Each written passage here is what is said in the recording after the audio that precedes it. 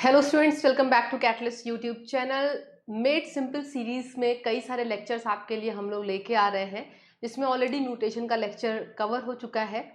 मैंने lytic लाइसोनी cycle start करी थी, जिसका पार्ट 1 मैंने अपलोड कर दिया है चैनल पे। आप जाके उस वीडियो को ज़रूर देखिएगा। पार्ट 2 में आज मैं आपको बाकी की जो कॉन्सेप्ट है लिटिक लाइसोनी से रिलेटेड, वो मैं आपको सिखाने वाली हूँ। आई होप आपको पता है मेड सिंपल सीरीज का एम क्या है।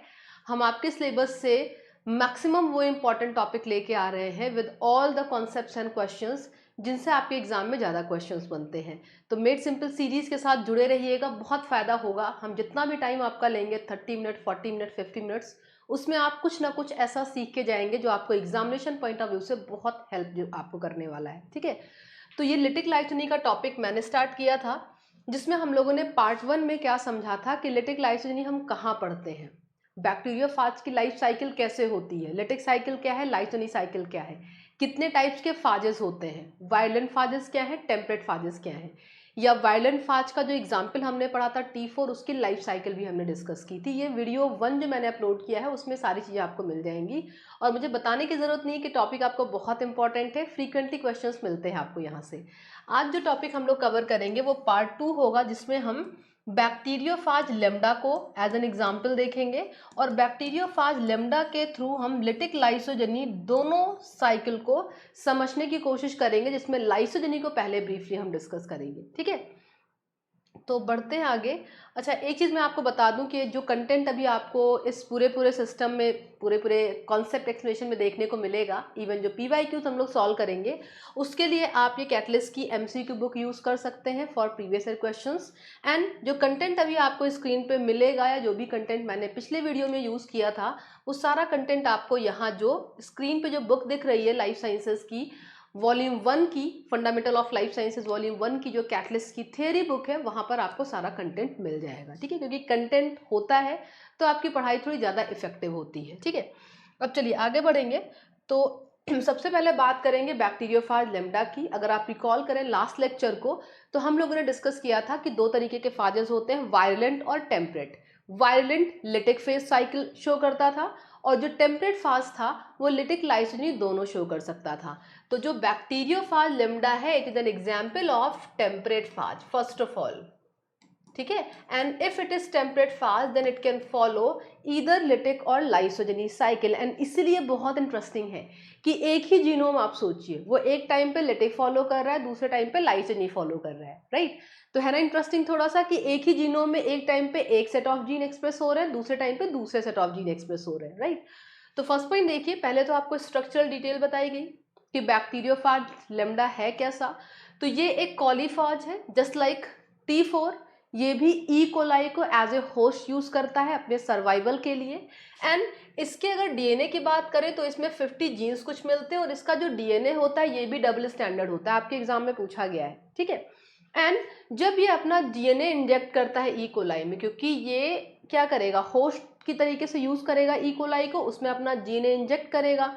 उसके बाद क्या होने वाला है, कई सारे चेंजेस आपको देखने को मिलेंगे। फर्स्ट ऑफ ऑल जो लेम्डा का डीएनए होगा, जो इनिशियली सर्कुलर फॉर्म में होगा, ये लिनराइज हो जाएगा कुछ इस तरीके से। इसमें जो कॉस साइट होगी उसके थ्रू ये आपस में स्टिक करके एक सर्कुलर फॉर्म में कन्वर्ट हो जाएगा। ठीक है, मतलब after injection into host system ये लेम्डा जो लीनियर था वो सर्कुलराइज हो जाएगा। ये स्ट्रक्चरल डिटेल दिखाई गई है। किसी भी बैक्टीरियोफाज की तरीके से एक हेड होगा जिसमें सारे डीएनए कंटेंट पैक्ड रहेंगे, और ये कवरिंग होगी, प्रोटीन की बनी होगी, टेल होगी, जिससे ये अपने रेस्पेक्टिव बैक्टीरिया को जाके आइडेंटिफाई करेगा। ठीक है, अब देखेंगे कि जब हम टेम्परेट फाज की बात करते हैं, तो एज आई टोल्ड यू कि temperate phages can follow lytic as well as lysogeny cycle.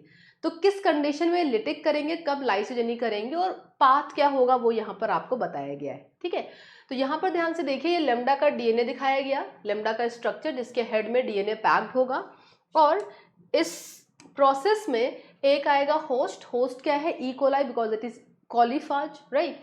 अब ये क्या करेगा, अपना डीएनए कंटेंट इसमें इंजेक्ट करेगा। डीएनए कंटेंट जो बैक्टीरियल होस्ट में आएगा, तो ये डीएनए कंटेंट क्या हो जाएगा, सर्कुलराइज हो जाएगा कॉस साइट के कारण, जो आपको लेम्डा के कॉर्नर पे मिल रही थी। अब क्या होगा, जो ई कोलाई में जब ये बैक्टीरियोफाज अपना डीएनए इंजेक्ट करेगा, तो या तो लिटिक साइकिल होगी या लाइसोजेनी साइकिल होगी। तो लिटिक हम लोगों ने पढ़ा था T4 फाज में, याद करिए लास्ट लेक्चर में।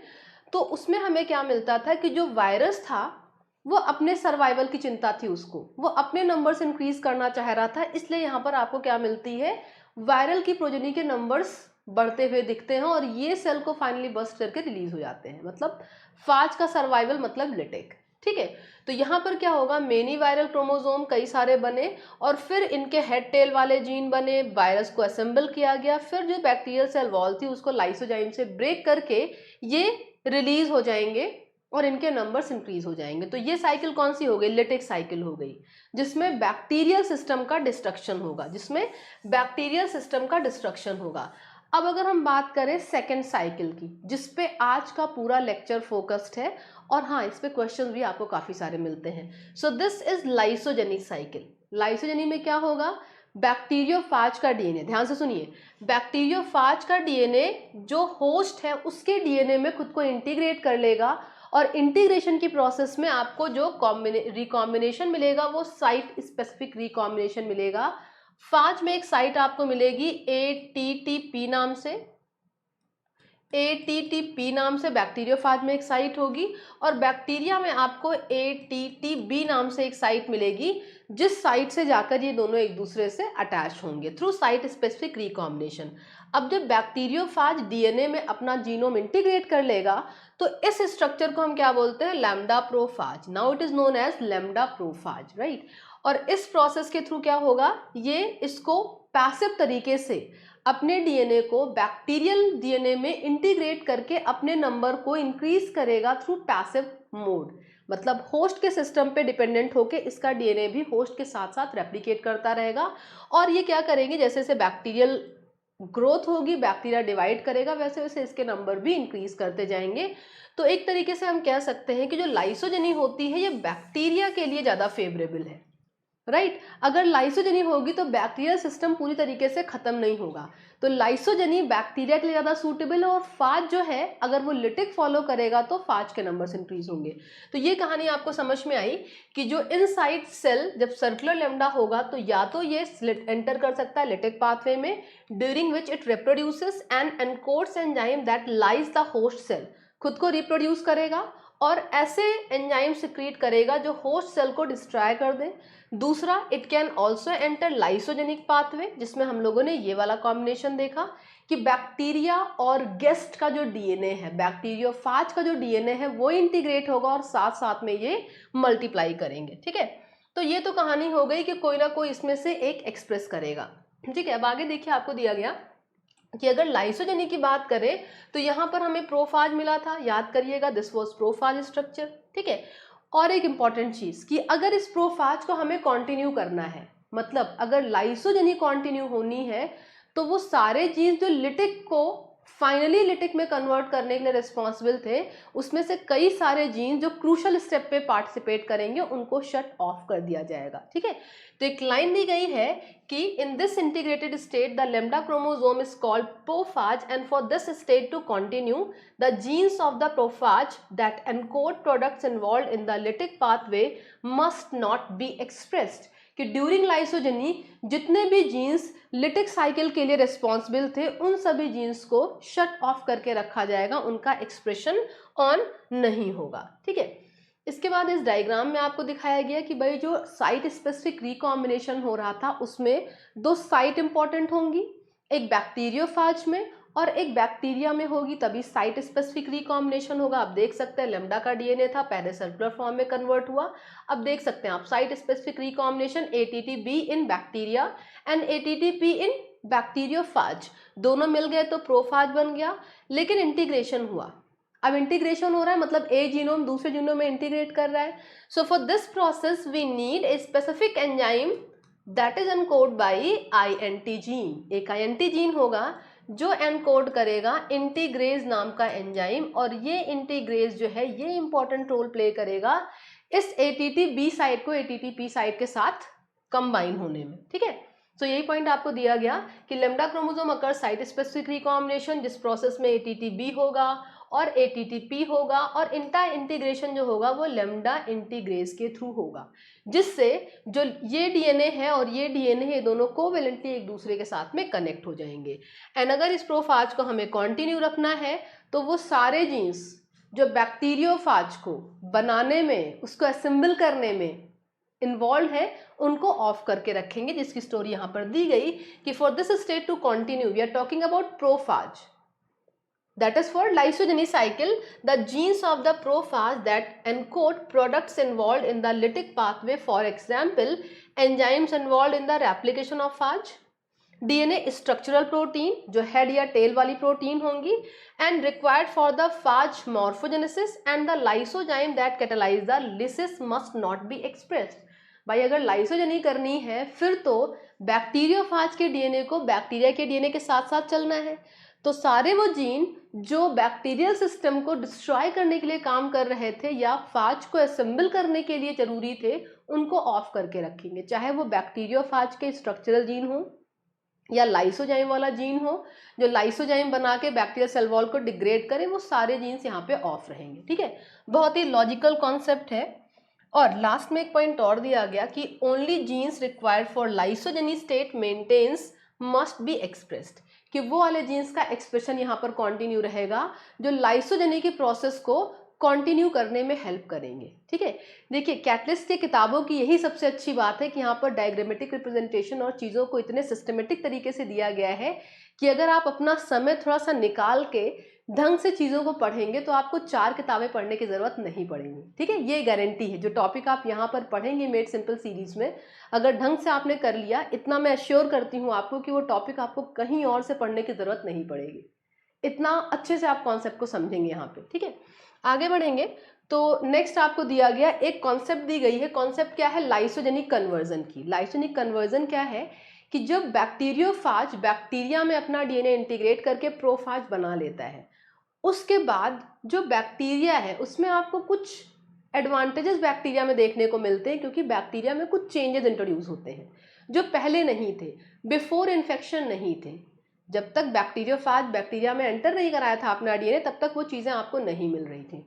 तो कुछ 2 कॉन्सेप्ट आपको दी गई है कि lysogenic conversion an important outcome of lysogenic cycle, कि जब बैक्टीरियोफाज एक प्रोफाज के फेज में आता है तो बैक्टीरिया को क्या एडवांटेजेस है। फर्स्ट ऑफ ऑल तो उसको सर्वाइवल मिलती है।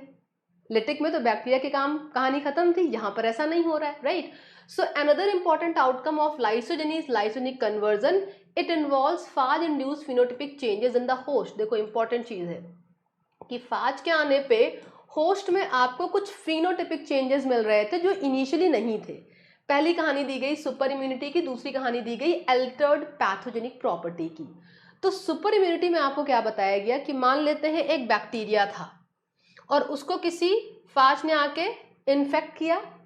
अब जब फाज ने इसको इन्फेक्ट करा, एक प्रोफाज लाइक स्ट्रक्चर बन गया, तो ये बैक्टीरिया फिर से इसी ग्रुप के दूसरे फाज से इन्फेक्ट नहीं हो सकता, ये सुपर इम्यून हो जाएगा। क्यों? क्योंकि इस बैक्टीरियल सिस्टम को एक फाज ने ऑलरेडी ऑक्युपाई करके रखा है, तो इस बैक्टीरिया में दूसरा फाज सेम ग्रुप का इन्फेक्ट नहीं कर सकता है। So an important property of a lysogeny is that they can not be reinfected phage of the type with which they are already lysogenized and immune to super infection. For example, आपको Salmonella typhi का Salmonella species का example दिखाया गया है कि अगर ये एक फाज से इन्फेक्ट हो रहा है तो सेकेंड टाइम उस सेम ग्रुप के फाज से ये इन्फेक्ट नहीं हो सकता है। ठीक है, दूसरी कहानी बताई गई अल्टर्ड पैथोजेनिक प्रॉपर्टी की, बड़ा अच्छा एग्जाम्पल दिया गया है। किसका? डिप्थीरिया का। कॉर्नीबैक्टीरियम डिप्थीरिया नाम सुना होगा बैक्टीरिया का आपने, जो डिप्थीरिया टॉक्सिन प्रोड्यूस करता है। ठीक है, लेकिन ये जो बैक्टीरिया है ये टॉक्सिन कब प्रोड्यूस करेगा? जब ये फाज बीटा से इन्फेक्टेड होगा। मतलब जब कॉर्नीबैक्टीरियम लाइसोजेनाइज्ड होगा फाज बीटा से, तभी ये टॉक्सिन प्रोड्यूस करेगा। तो इसकी पैथोजेनिक प्रॉपर्टी चेंज हुई है ना, फाज के इन्फेक्शन के बाद, जो इनिशियली नहीं थी। So in Corynebacterium diphtheria only those bacterial cells produce diphtheria toxin that are infected by phage beta. So these were 2 properties which were introduced after infection of respective phage. ठीक है, तो ये कहानी हो गई आपकी लाइसोजेनिक कन्वर्जन की, जिससे आपको बैक्टीरिया के कुछ एक्सप्रेशन में चेंजेस देखने को मिलते हैं। नेक्स्ट एक कॉन्सेप्ट आपको दी गई है और इस कॉन्सेप्ट पे भी क्वेश्चंस आपको मिलते हैं। कॉन्सेप्ट कौन सी है आपकी? MOI की, मल्टीप्लिसिटी ऑफ इन्फेक्शन, जिसको हम बोलते हैं MOI। M for multiplicity, O for of and I for infection. So multiplicity of infection की जो कॉन्सेप्ट है वो भी रेलिवेंट है ये जानने के लिए कि बैक्टीरियोफाज का सर्वाइवल होगा या बैक्टीरिया का सर्वाइवल होगा। बैक्टीरियोफाज सर्वाइव करेंगे, लिटिक होगी, या बैक्टीरिया सर्वाइव करेगा, लाइसोजेनी होगी। आई थिंक अभी तक आपको इतना समझ में आ गया कि lysogeny is for bacterial survival and lytic is for phage survival, है ना। देखो क्या दिया गया आपको, एडवांटेज ऑफ लाइसोजेनी में ही आपको एमओआई मिलेगी। क्या दिया गया, it allows virus to remain viable within the dormant host. अगर बैक्टीरियोफाज बैक्टीरिया के डीएनए में अपना डीएनए इंटीग्रेट कर लेगा तो बैक्टीरिया भी चल रहा है और फाज की भी ग्रोथ हो रही है, तो बैक्टीरियोफाज ने खुद को डोरमेंट फॉर्म में बैक्टीरिया में रखा हुआ है, कभी भी ये लिटिक में स्विच कर सकता है, ठीक है। Multiplicity of infection is the ratio of bacteriophage to cell, very important, ये पहले ध्यान रखिएगा, इसको अपोजिट मत कर दीजिएगा वरना कॉन्सेप्ट पलट जाएगी। सो जो एमओआई है ये क्या बताता है आपको, फाज upon bacterial cell, फॉज upon bacterial cell. अब देखो बहुत सिंपल सी स्टोरी आपको दी गई कि ये बताता है कि जो इन्फेक्शन फाज करने वाला है वो आगे फर्दर किस तरीके की साइकिल रन करेगा। तो आपको दिया गया at high MOI lysogeny favour होगी, अगर एमओआई ज़्यादा है तो लाइसोजेनी फेवर होगी, और अगर एमओआई कम है then when number of bacterial cell is more than phage then lytic cycle is favours. अगर एमओआई ज़्यादा है, देखो समझो इस चीज़ को, कैसे एमओआई ज़्यादा होगी। एमओआई हमने पढ़ा क्या था, फाज के numbers upon bacterial cell upon bacterial cell, ठीक है। और यहां पर आपको क्या दिया गया कि अगर हाई एमओआई होगा तो लाइसोजेनी होगी, बहुत लॉजिकल है, समझिएगा। अब हाई एमओआई कब होगा, देखो 10/2 कर लो, क्या मिल गया आपको, हाई एमओआई मिल गया। हाई एमओआई मिला कब, 2 5 जा 10, 5 लिख दिया हमने। इसी वैल्यू को अगर आप अपोजिट कर दो, अगर आप कर दो 2/10, 0.2 हो जाएगा। ये वैल्यू हो गई क्या, लो हो गई ना, ये लो एमओआई हो गया। कैसे निकला, देखो लॉजिक समझो, इसको तो रटना नहीं पड़ेगा आपको कि लो एमओआई क्या होगा, हाई एमओआई क्या होगा, फिर आपको चीजें रटनी नहीं पड़ेंगी, समझिएगा। अगर एमओआई हाई है, हाई एमओआई कब हुआ, जब फाज के नंबर ज्यादा हुए। अगर फाज के नंबर हाई है और बैक्टीरिया कम है, फिर तो सिंपल है ना, क्या होना है, लाइसोजेनी होनी है। अगर देखो समझो लॉजिकल है, बैक्टीरिया अगर कम है तो फाज क्यों सोचेगा कि उतने पूरे बैक्टीरिया को खत्म कर दो, फिर तो सोचेगा ना बैक्टीरिया के नंबर बढ़ाए जाएं, तो लाइसोजेनी फेवर करेगा।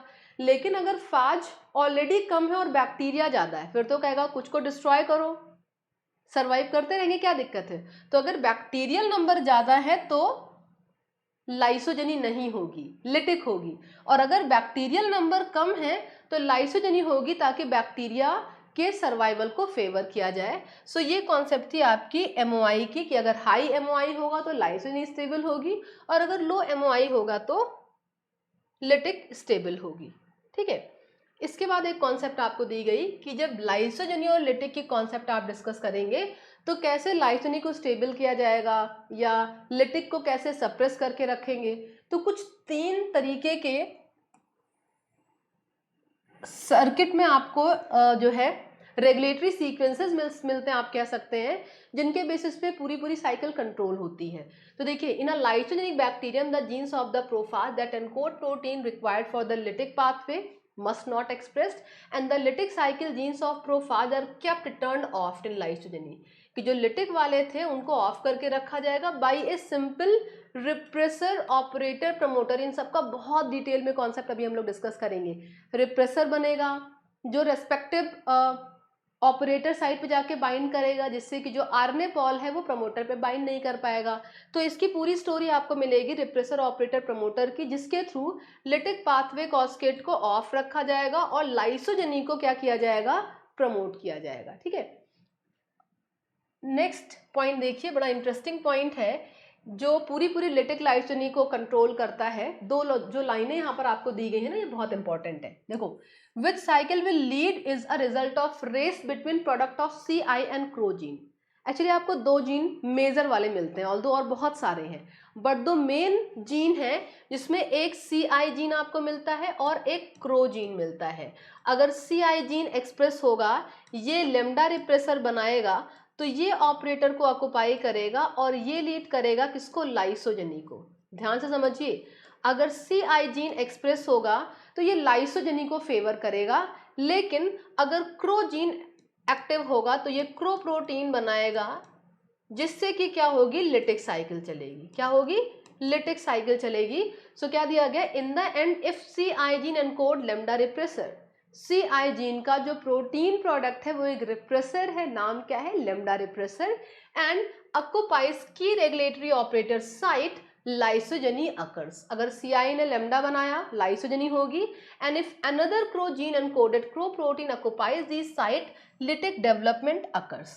मतलब लिटिक होगा, लाइसोजेनी होगा, या लिटिक से लाइसोजेनी से लिटिक में स्विच होगा, ये सब डिपेंड करेगा इन्हीं डिफरेंट जीन के एक्सप्रेशन पे।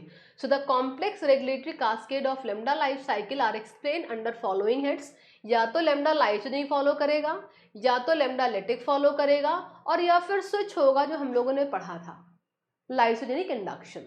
इन सभी प्रोसेस को कंट्रोल करने के लिए कुछ सेट ऑफ जीन होंगे। बड़ा इंपॉर्टेंट, ये जो स्लाइड अभी आपको दिख रही है बहुत इंपॉर्टेंट है, बहुत इंपॉर्टेंट चीजें यहाँ पर समराइज करके दी गई हैं कि if you talk about lysogeny cycle, lysogeny cycle की बात करें, अभी हमने पढ़ा CI जीन ऑन रहेगा, CI जीन ऑन रहेगा तो लेमडा रिप्रेसर बनेगा। लेमडा रिप्रेसर अगर बनेगा तो ये ऑपरेटर साइट को ऑक्युपाई करेगा, ये ऑपरेटर साइट को ऑक्युपाई करेगा तो क्या होगी, लाइसोजेनी होगी, लाइसोजेनी होगी। और ऑब्वियस सी बात है, अगर लेमडा रिप्रेसर ऑन है या CI जीन ऑन है तो क्रो जीन ऑफ रहेगा, क्योंकि क्रो वाले जो RNA पॉल है या क्रो जीन के एक्सप्रेशन के लिए जिस प्रमोटर को काम करना है, उस प्रमोटर के नियर बाई ऑपरेटर पे जाकर लेमडा बाइंड कर जाएगा, तो क्रो वाले जीन ऑफ रहेंगे, क्रो वाले जीन ऑफ रहेंगे। 2 प्रमोटर आपको मिलते हैं, एक PRE, इसके अलावा और भी प्रमोटर है बट अभी 2 पढ़ेंगे, 2 इसमें और 2 इसमें। एक है PRE stands for repressor establishment, and second one is PRM for repressor maintenance. ये दोनों ऑन रहेंगे, किस केस में, लाइसोजेनी के केस में, लाइसोजेनी को ये सपोर्ट करेंगे। अगर हम बात करें इस प्रमोटर की, कौन सा है, PL और PR प्रमोटर, तो PL PR प्रमोटर जो होगा ये ऑफ रहेगा, क्योंकि ये क्रो के साथ में है। तो यहाँ पर क्या मिला आपको, PRE PRM प्रमोटर ये दोनों ऑन रहेंगे, और PR और PL प्रमोटर ये दोनों ऑफ रहेंगे। तो ये स्टोरी हो गई किसकी, आपकी लाइसोजेनी की, कि अगर लाइसोजेनी होगी तो कौन से प्रमोटर्स ऑन और कौन से प्रमोटर्स ऑफ रहेंगे। अब अगर हम बात करें लिटिक की, तो इसका कुछ अपोजिट होने वाला है। लिटिक में ऑब्वियसली CI ऑफ रहेगा, CI ऑफ है तो no lambda repressor, no lambda repressor, lambda repressor नहीं है क्योंकि CI जीन एक्टिव नहीं है, CI जीन का ही प्रोडक्ट है लेमडा रिप्रेसर। तो लेमडा रिप्रेसर नहीं है तो क्रो ऑन रहेगा, या तो क्रो या तो CI, CI तो लाइसोजेनी, क्रो तो लिटिक, ठीक है। PRE PRM यहाँ ऑन थे तो यहाँ पर ऑफ रहेंगे, बिल्कुल, और PR और PL यहाँ पे ऑफ थे तो यहाँ पर ये ऑन रहेंगे। तो ये साइकिल बहुत इंपॉर्टेंट है। इस पूरी कॉन्सेप्ट को अगर आप समझ गए तो समझ लो आधा लिटिक लाइसोजेनी साइकिल आपकी क्लियर है। CI और क्रो जीन का अगर आप रिलेटिव रोल समझ गए तो आपको काफ़ी कुछ चीज़ें वैसे समझ में आ जाएंगी, ठीक है। नेक्स्ट देखेंगे कि जो हम पढ़ रहे थे कि लेमडा लाइसोजेनी होगी या लिटिक होगी, तो अभी हम लोगों ने एक रिलेशनशिप देखा in terms of CI and crow gene. अब CI जीन का एक्सप्रेशन होगा कैसे ना, वो पूरी मैकेनिज्म डिस्कस करेंगे, और पेशेंस से टॉपिक कवर करिएगा, क्वेश्चंस मिलते हैं। इतना मान के चलो कि किसी भी पेपर में अगर आपको पता है कि इस टॉपिक से क्वेश्चन आने हैं, तो मैं हमेशा क्लास में बच्चों को कहती हूँ कि यू शुड बी हैप्पी कि आपको पता है कि इसको पढ़ लिया तो क्वेश्चन बनेंगे। तो ये टॉपिक भी आपका कुछ ऐसे ही है, टुकड़ों में ब्रेक करके पढ़ोगे, है ना, शॉर्ट नोट सारी चीज़ें बना के करोगे तो आसानी से तैयार हो जाएगा। तो लेमडा लाइसोजेनी की अगर हम बात करें तो हम CI जीन पे अभी फोकस करेंगे और किसको, क्रो को ऑफ रखेंगे। So lambda lysogeny regulatory cascade, मतलब हमारे पूरे लेमडा में लाइसोजेनी को फेवर करने वाले जीन्स को हम कैसे कंट्रोल करेंगे, और अगर वो एक्सप्रेस हो रहे हैं तो रिप्रेशन किसका होगा, repression of proteins of lambda lytic pathway genes during lysogeny. जो लिटिक वाले जीन थे वो लाइसोजेनी के दौरान शट डाउन करके रखे जाएंगे। अब देखिए आपको बताया गया लेमडा का स्ट्रक्चर, लेमडा जीनोम का ऑर्गेनाइजेशन पूरा आपको बताया गया। ये समझना जरूरी है, रटना नहीं है पूरा, आपको टेंशन मत लो, समझ जाओगे सारी कहानी क्लियर हो जाएगी। तो यहाँ पर आपको क्या दिया गया कि जो लेमडा फाज का जीनोम है बैक्टीरिया के अंदर आने पे सर्कुलराइज हो गया, जिसका स्ट्रक्चर यहाँ पर आपको दिया गया है। अब इस पूरे स्ट्रक्चर में अगर आप ध्यान देंगे तो इस स्ट्रक्चर में जितने भी जीन चाहिए पड़ेंगे लेमडा को असेंबल करने के लिए या सीआई या क्रो के एक्सप्रेशन के लिए, वो सब इसमें आपको देखने को मिलेंगे। एज वेल एज प्रोफाज को बनाना है तो स्ट्रक्चरल जीन भी चाहिए, लाइसोजाइम बनाना है वो वाले जीन भी चाहिए, इंटीग्रेशन अगर करना है लाइसोजनी के लिए तो इंटीग्रेज एंजाइम भी चाहिए, पीएल प्रमोटर भी चाहिए फॉर लेटेक, पीआर प्रमोटर भी चाहिए फॉर लेटेक, पीआरएम, पीआरई, ये सारे प्रमोटर चाहिए फॉर लाइसोजनी, इजंट इट। तो पूरा सिस्टम आपको दिया गया और आपको बताया क्या गया कि जो लेमडा का जीनोम है, most genes are clustered according to their respective function within the separate groups involved in head and tail senses, lysogeny की स्टैब्लिशमेंट के लिए, डीएनए रेप्लिकेशन के लिए, सेल लिसिस के लिए। एक ही लेमडा फाज में सब कुछ है। अब जब जिसकी जरूरत है तब वो जीन ऑन होगा, अदरवाइज उसको ऑफ रखेंगे। जस्ट फॉर एग्जाम्पल अगर हम हेड टेल के जीन की बात करें, अगर लाइसोजाइम की बात करें तो it is not required in case of lysogeny, but अगर हम आईएनटी जीन की बात करें या लाइसोजेनी को स्टेबल करने वाले जीन्स की बात करें तो वहां पर हमें लाइसोजेनी में इनका एक्सप्रेशन चाहिए पड़ेगा, ठीक है। Such clustered organisation is important in determination of lysogeny और लिटिक।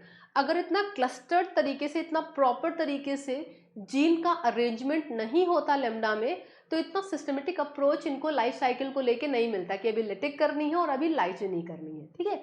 तो इसलिए आपको इस पूरे स्ट्रक्चर में बहुत सारे जीन्स का अरेंजमेंट देखने को मिलेगा। कुछ को समझ लेते हैं, थोड़ा सा ध्यान से देखिए। देखो एक आपको दिया गया सीआई जीन, सीआई जीन पढ़ा था ना अभी हम लोगों ने, किसके लिए था याद करिएगा। सीआई जीन आपका था किसके लिए, लेमडा रिप्रेसर को एनकोड कर रहा था और लेमडा रिप्रेसर था लाइसोजेनी के लिए। सो ये लेमडा रिप्रेसर एनकोड करेगा, ठीक है। Occupies operator site lysogeny cycle favours, अगर ये ऑक्युपाई करेगा तो लाइसोजेनी फेवर होगी। फिर आपको क्रो जीन भी दिया गया, इसी लेमडा में तो है, कहीं पर सीआई कहीं पर क्रो, ठीक है। If crow protein occupies operator sites lytic cycle favours, और अगर crow protein operator site occupy करेगा तो लिटिक फेवर होगी। उसके साथ आपको ये पीएल प्रमोटर दिया गया जिससे ओवरलैपिंग साइट ओएल की दी गई है, O for operator, P for promoter, इतना पता होगा आई होप आपको, ठीक है। ये इस सीआई जीन का लेफ्ट साइड पे है तो इसको पीएल प्रमोटर बोलते हैं और राइट वाले को हम बोलते हैं पीआर प्रमोटर, क्रो के लेफ्ट और इसके राइट पे होगा। ये पीआरएम प्रमोटर है, ये पीआरई प्रमोटर है जो रिप्रेसर एस्टैब्लिशमेंट के लिए था। इसके अलावा यहाँ पर देखिए आईएनटी जीन मिल रहा है, ये वही जीन है जो किसके लिए चाहिए था, इंटीग्रेज एंजाइम के लिए, जो साइट स्पेसिफिक रिकॉम्बिनेशन लीड कर रहा था। ये एटीटीपी साइट है, बिल्कुल होगी तभी इंटीग्रेशन होगा। ये एक्सआईएस साइट है जो रिक्वायर्ड होते हैं लेमडा वाले सेगमेंट को रिमूव करने के लिए, ठीक है। यहाँ पर आपको हेड वाले जीन दिए गए, यहाँ पर लिसिस वाले जीन दिए गए, यहाँ पर टेल वाले जीन दिए गए और यहाँ पर कॉस साइट दी गई जिसके थ्रू ये सर्कुलराइज हो रहा था, है ना। इसके अलावा डीएनए रेप्लिकेशन वाले जीन्स, ये सारे जीन्स इसमें आपको मिलेंगे, ठीक है। N gene, C3 gene, C2 gene, ये सब आगे पढ़ेंगे हम लोग जब लिटिक साइकिल का डिस्क्रिप्शन करेंगे। तो अगर हम लेमडा की बात करें तो लेमडा को कौन एनकोड करा था, सीआई जीन। ये इंपॉर्टेंट स्टोरी अभी स्टार्ट हो गई। CI gene of phage lambda encodes a repressor, a well characterise protein जिसका मॉलिक्यूलर वेट आपको दिया गया है। और अगर लेमडा रिप्रेसर का स्ट्रक्चर हम देखें तो कुछ डम्बल शेप का होता है, ये कुछ इस तरीके से, कुछ इस तरीके से आपको दिखने में लेमडा मिलता है और ये हमेशा डाइमेरिक फॉर्म में काम करता है।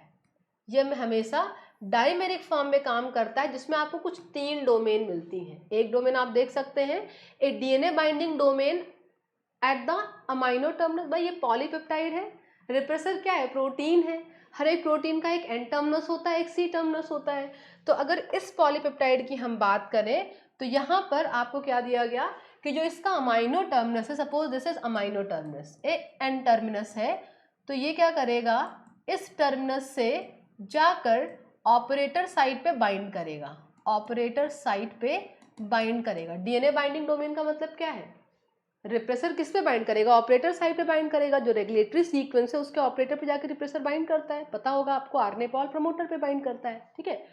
तो ये हो गया इसका एन टर्मिनस जो कि ऑपरेटर साइट पे बाइंड कर रहा था, जिसको हम डीएनए बाइंडिंग डोमेन बोलते थे। दूसरा जो डोमेन है ये dimerisation domain at the carboxyl terminal, इसको अगर हम सी टर्मिनस मान लें, कार्बोक्सिल टर्मिनस मान लें, तो ये इन दोनों लेमडा के डाइमराइजेशन के लिए साथ में आते हैं दो, तब ये काम करते हैं, डाइमर फॉर्म में काम करते हैं, सिंगल काम नहीं करता है। तीसरा आपको ये वाला जोन मिल रहा है, दिस जोन, ये क्या है, ये कनेक्टर रीजन है, ये कनेक्टर रीजन है। कनेक्टर रीजन का काम क्या होता है, लेमडा को जोड़ के रखना, लेमडा के दोनों एंड को जोड़ के रखना ताकि लेमडा काम कर सके।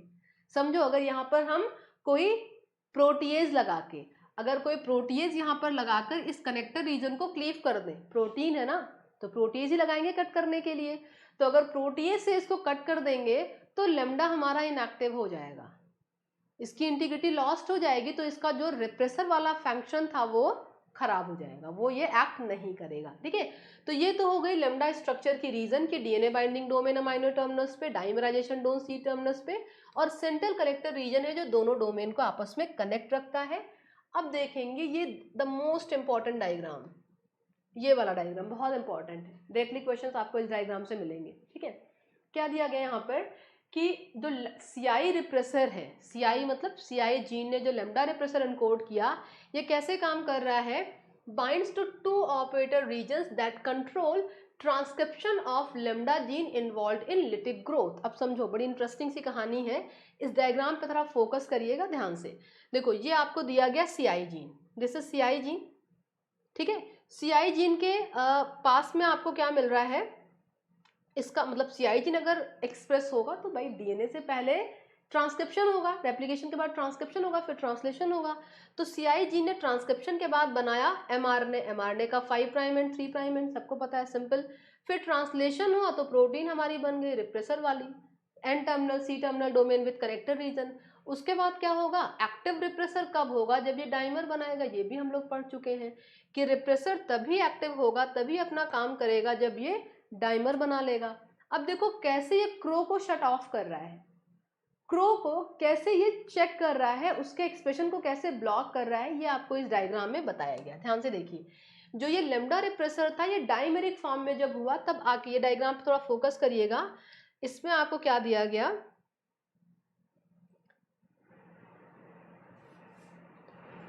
जस्ट अ मिनट बच्चों,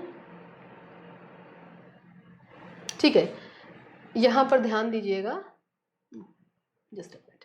ठीक है, ये जो लेमडा रिप्रेसर है ये आके कहाँ पर बाइंड कर रहा है, अभी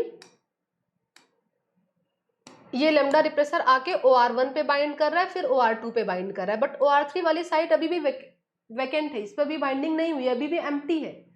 ऐसा क्यों होता है, देखो जो लेमडा रिप्रेसर है इसकी एफिनिटी ना थोड़ी सी वेरी करती है, थोड़ी सी नहीं बल्कि ज्यादा ही।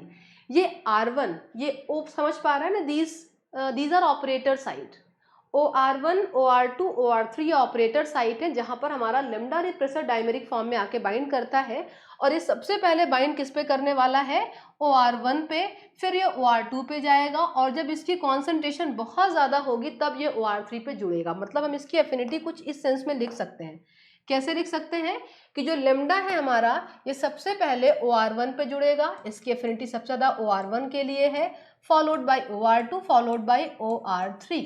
मतलब अगर लेमडा की कॉन्सेंट्रेशन नॉर्मल भी है तो ये फटाफट से OR1 से जाकर जुड़ जाएगा क्योंकि इसकी एफिनिटी उसके लिए ज़्यादा है। दूसरी चीज़, OR1 पे जब ये बाइंड करेगा ना तो OR2 पे जो इसकी बाइंडिंग होती है वो कोऑपरेटिव मैनर में होती है, मतलब R1 की बाइंडिंग R2 पे लेमडा की बाइंडिंग को फैसिलिटेट करेगा, सपोर्ट करेगा पॉजिटिव कोऑपरेटिव मैनर में, राइट।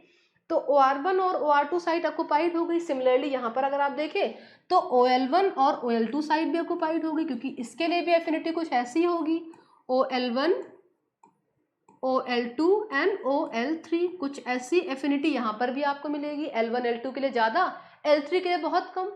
L3 तक कोऑपरेटिविटी एक्सटेंड नहीं होगी, L1 R1 पे बहुत स्ट्रांगली बाइंड करेंगे, L2 R2 पे पॉजिटिव कोऑपरेटिव मैनर में बाइंडिंग होगी, और L3 और R3 पे लेमडा रिप्रेसर तब बाइंड करेगा जब लेमडा की कॉन्सेंट्रेशन बहुत हाई होगी, क्योंकि इसको खुद को कंट्रोल करना होगा, तब ये O3 पे बाइंड करेगा। ध्यान रखिएगा इस चीज को। तो क्या दिया गया आपको कि लेमडा ऑपरेटर साइट पे जाके बाइंड करेगा। अब देखो इसी डायग्राम में ध्यान से देखना जरा सा, यहाँ पे कि अगर ये R1 पे जुड़ जाएगा और R2 पे जुड़ जाएगा तो इस R1 R2 की साइड से ये ओवरलैप कर रही है PR वाली साइड, और इसी L1 L2 से ओवरलैप कर रही है PL वाली साइड। और अभी इसके पहले वाली कॉन्सेप्ट में मैंने आपको बताया था कि PL एंड PR जो प्रमोटर्स हैं ये क्रो वाले हैं। PL और PR को ऑन रहना होगा अगर क्रो होगा। अब ध्यान से देखो, अगर लेमडा रिप्रेसर आकर इन ओवरलैपिंग साइड पे बाइंड कर लेगा तो PL का RNA पॉल के यहाँ पर जुड़ पाएगा?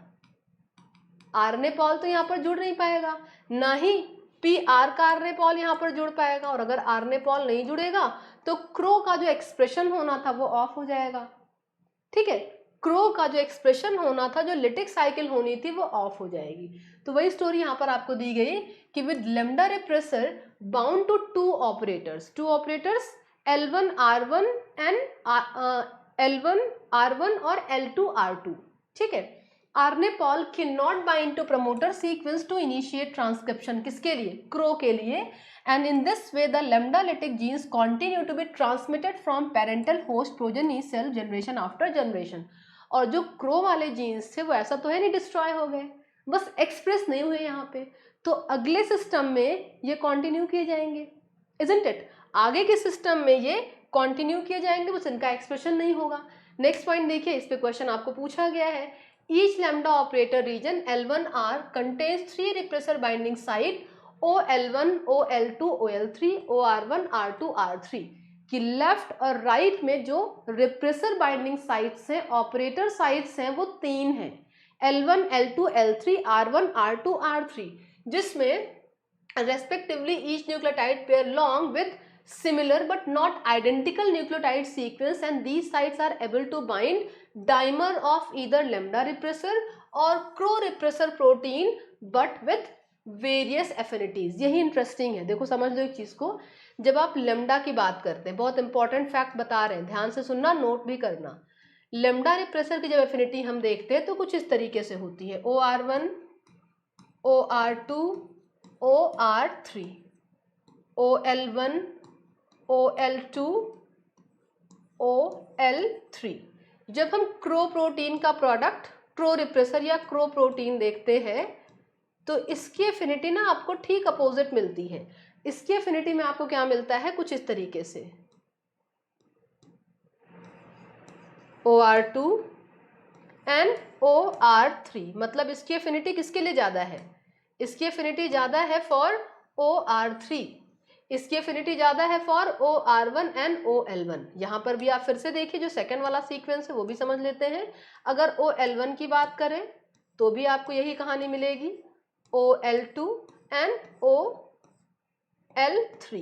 तो यहाँ पर भी जो एफिनिटी आपको मिलेगी वो इसी के लिए ज्यादा मिलेगी। तो है ना अपोजिट, कि जब लेमडा रिप्रेसर होगा तो L1 L2 R1 R2 पे बाइंड करेगा, और PL और PR के थ्रू जो ट्रांसक्रिप्शन स्टार्ट होना है उसको ऑफ करेगा, जिससे कि लाइज नहीं होगी, मतलब क्रो को ऑफ किया जाएगा। ठीक है, तो जो हमारे रिप्रेसर है रेस्पेक्टिव, वो किस पे बाइंड करते हैं, किस एफिनिटी से बाइंड करते हैं, यहाँ पर आपको डिफरेंस मिलता है। So lambda repressor dimers bind to operator L1 and inhibits gene expression from PL and PR promoter, कि जब लेमडा रिप्रेसर हमारे रेस्पेक्टिव ऑपरेटर पे जुड़ेगा तो ये PL और PR प्रमोटर से जो एक्सप्रेशन है उसको ये शट डाउन कर देगा, क्योंकि यहाँ पर RNA पॉल बाइंड नहीं कर पाएगा, because the lambda repressor has the highest affinity for site L1 R1। The first repressor dimers usually bind as these two sites, की L1 और R1 के लिए एफिनिटी ज्यादा है तो पहले वहां पर बाइंड करेगा। Lambda repressor exhibit cooperative binding sites to L1 L2 and sites OR1 OR2। बहुत इंपॉर्टेंट पॉइंट है, पूछा गया question. Thus, the presence of dimer at L1 and R1 increases the affinity of repressor for sites OL1 and OR2 respectively। कि जब R1 L1 पे जुड़ेगा तो R2 L2 पे जो बाइंडिंग है वो फैसिलिटेट होगी। This cooperativity, again the most important point, कि जो कोऑपरेटिव बाइंडिंग है लेम्डा की, it doesn't extend to OL3 and OR3, therefore at normal low intracellular concentration of lambda, कि लेम्डा की लो कॉन्सेंट्रेशन पे जो बाइंडिंग है लेमडा की ऑपरेटर 3 पे वो बहुत रेयर आपको मिलेगी, नहीं मिलेगी, ठीक है। Of repressor only sites L1, L2, R1, R2 are occupied by repressor. जब लेमडा की कॉन्सेंट्रेशन बहुत हाई होगी उस कंडीशन में जाएगा, OR3 पे बाइंड करेगा और ये उसको रेगुलेट करने की कोशिश करेगा, ठीक है, negatively.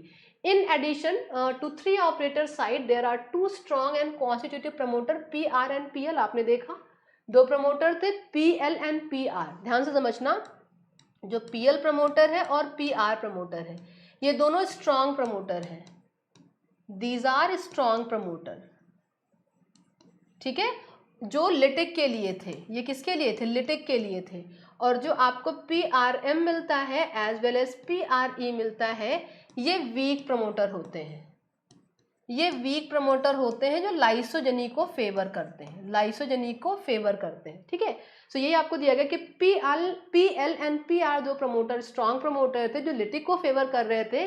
These promoter do not need activator proteins. In promoter को एक्टिवेटर प्रोटीन नहीं चाहिए, तभी तो स्ट्रॉन्ग प्रमोटर है। And binds RNA-pol efficiently and transcribe their respective gene. But यहाँ पर प्रॉब्लम क्या है, यहाँ पर तो ये साइट ही फ्री नहीं है, क्योंकि इसकी ओवरलैपिंग साइट जो L1, L2, R1, R2 है वो ऑक्युपाई हो चुकी है। किसके थ्रू, लेमडा के थ्रू। तो कितना भी स्ट्रॉन्ग है RNA-pol तो जुड़ना चाहिए ना। RNA-pol अगर नहीं जुड़ेगा तो एक्सप्रेशन नहीं होगा, एक्सप्रेशन नहीं होगा तो लिटिक नहीं होगी, ठीक है। सो however the PR and PL promoter overlap L1, L2, OR1, R2 sites respectively, and therefore when repressor dimers are bound to OR1, R2 and L1, L2, RNA-pol cannot bind to PR, PL and consequently cannot initiate the transcription. Therefore, promoters are turned off during lysogeny cycle and the lambda gene encoding function involved in lytic development are maintained in repressed state। कि वो particular set of gene जो lytic के लिए required थे उनको lambda repressor PL and PR की जो overlapping site थी L1, L2, R1, R2 के फॉर्म में उस पर बाइंड करके लिटिक वाले पाथवे को ब्लॉक कर देगा, ठीक है।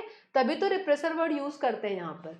अब देखो ये क्वेश्चन मैं आपको करा देती हूँ। वैसे तो क्वेश्चन मेरा मूड था कि मैं सबसे एंड में कराऊँ, क्योंकि इसमें क्वेश्चंस ना आपको स्टार्टिंग का जो पॉइंट आपने पढ़ा था और जो चैप्टर के एंड में जो पॉइंट आप पढ़ेंगे उनको मिक्स करके दे देते हैं, ठीक है। तो मुझे था कि सारी कॉन्सेप्ट आप एक बार समझ लो ढंग से, उसके बाद आप सारे क्वेश्चन करो।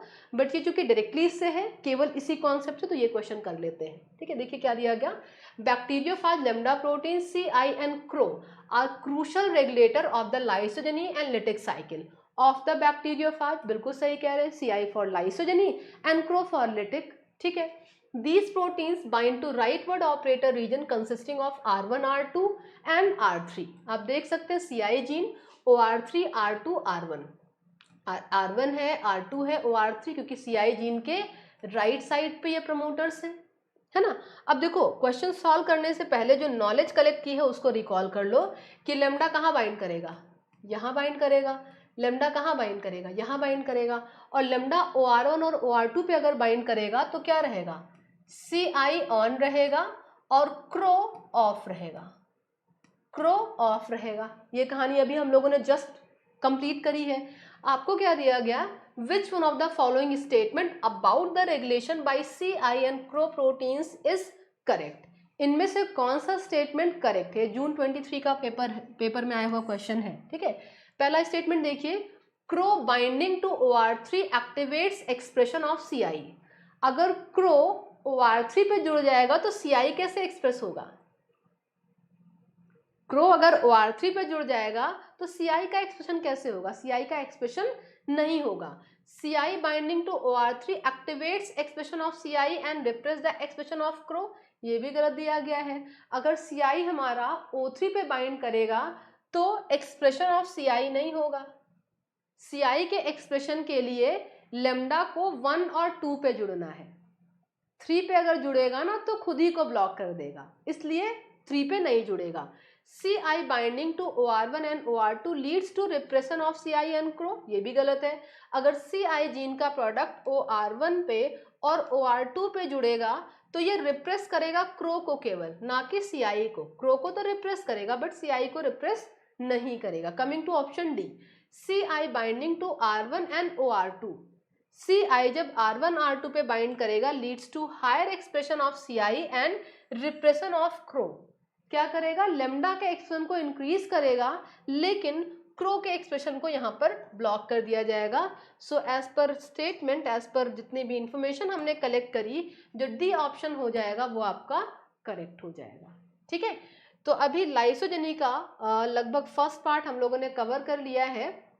आगे हम लोग करेंगे इसका ऑटो रेगुलेशन और लाइसोजेनिक इंडक्शन की कॉन्सेप्ट, जो मैं पार्ट 3 में लेके आऊंगी आपके लिए, और उसके बाद जो बाकी के क्वेश्चंस है वो भी हम लोग सॉल्व करेंगे। सेशन को ध्यान से देखिए, पेशेंस से देखिए, कंटेंट में जो रेलिवेंट चीज़ें हैं वो नोट डाउन करिए। अगर आपके पास कैटलिस्ट के बुक्स है फिर तो ऑसम है, फिर तो कोई दिक्कत ही नहीं है। और अगर कोई डाउट हो आपके मन में तो कमेंट सेक्शन में बताइए हमें। ठीक है, वीडियोस को शेयर करिए, ये इफेक्टिव वीडियोस हैं, ऐसे वीडियोस हैं जिनसे एग्जैक्टली आपके क्वेश्चन सॉल्व होने वाले हैं। जितना समय आप हमको देंगे उतने समय में आप काफ़ी कुछ सीख के जाएंगे। ठीक है, तो अपने फ्रेंड के साथ में शेयर करिए और कमेंट्स करिए जो भी आपके मन में हो। Thank you.